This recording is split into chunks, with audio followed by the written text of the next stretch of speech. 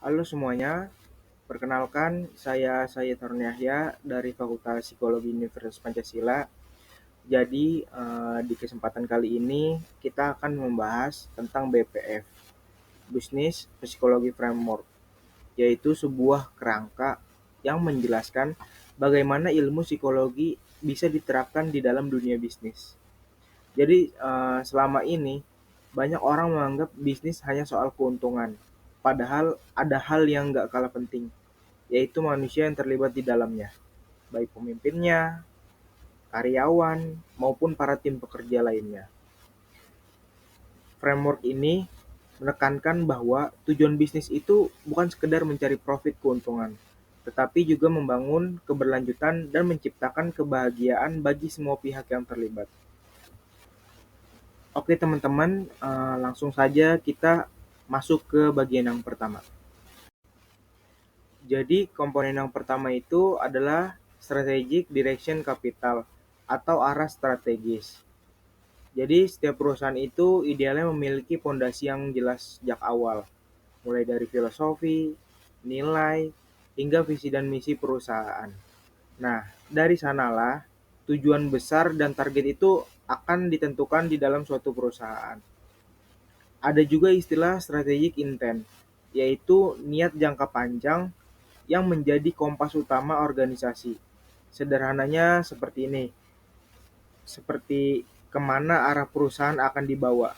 Jadi, jika arahnya jelas, keputusannya itu akan lebih terarah, dan karyawan pun paham apa tujuan dari perusahaan tersebut, tujuan yang besar yang sedang mereka kejar.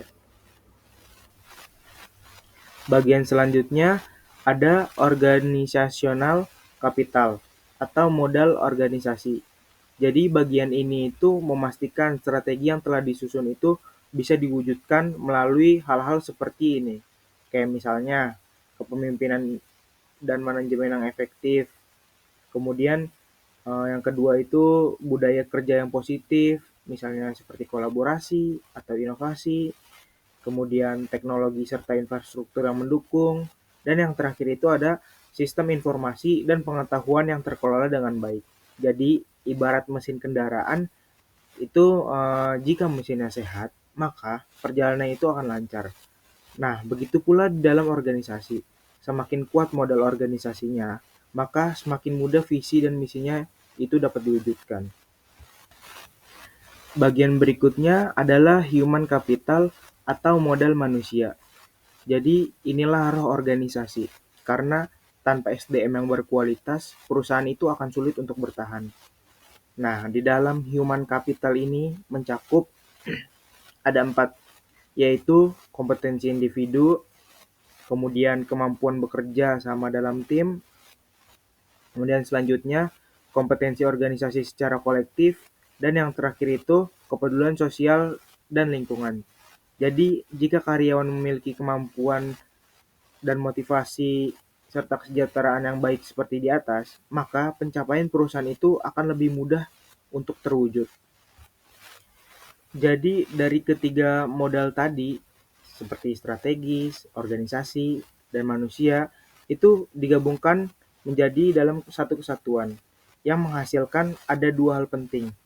Yang pertama itu ada produktivitas, yaitu perusahaan mampu mencapai target dengan efektif.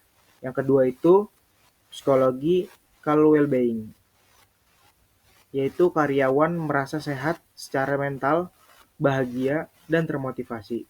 Keduanya itu saling berkaitan, produktivitas sulit tercapai jika karyawannya itu merasa stres, sementara karyawan yang bahagia justru lebih bersemangat dan produktif.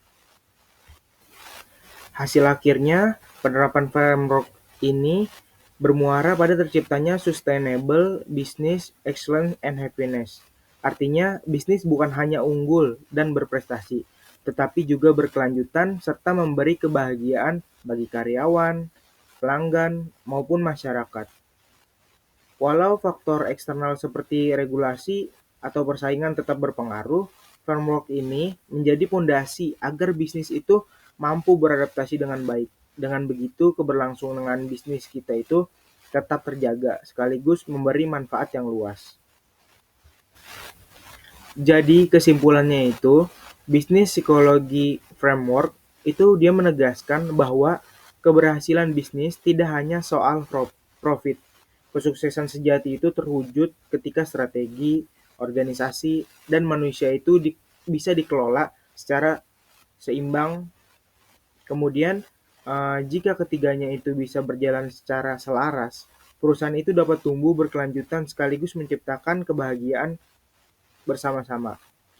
Mungkin sekian materi yang bisa saya sampaikan. Semoga bermanfaat untuk menambah wawasan teman-teman dan ilmu ini juga semoga bisa bermanfaat di kehidupan teman-teman. Sekian, terima kasih.